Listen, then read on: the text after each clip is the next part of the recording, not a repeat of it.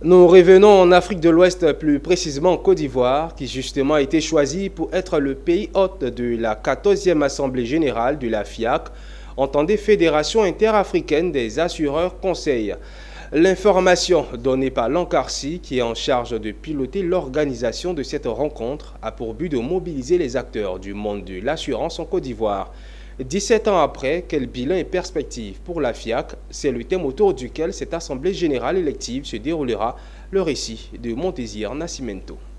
C'est sur les terres ivoiriennes que les acteurs du monde de l'assurance d'Afrique poseront leurs valises à l'occasion de la 14e Assemblée générale de la Fédération interafricaine des assureurs conseils. Une activité importante pour l'Ancarci, désigné pour être en première ligne de l'organisation pratique. Un défi à relever pour le président après sa récente prise de fonction. Le défi majeur pour nous, c'est celui de la mobilisation, parce que nous pensons que les thèmes qui vont être évoqués pendant cette Assemblée générale sont extrêmement importants, non seulement pour notre fédération, mais également pour les assurés auxquels nous apportons notre conseil en tant que courtier d'assurance. Abidjan va donc accueillir 300 participants, dont 200 locaux, du 3 au 5 juillet, autour du thème « La FIAC, 17 ans après, quel bilan et perspective ?»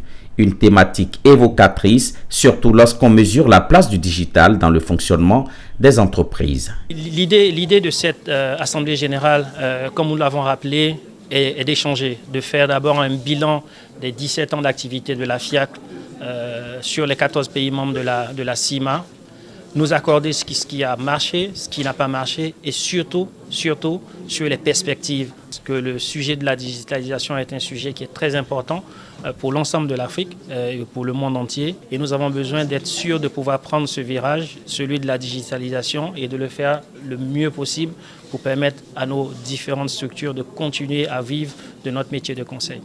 La 14e Assemblée générale élective à Abidjan de la Fédération interafricaine des assureurs conseils se veut un cadre de formation et d'information. Un nouveau dirigeant pourrait bien succéder à Cheikh Ba à l'issue des élections.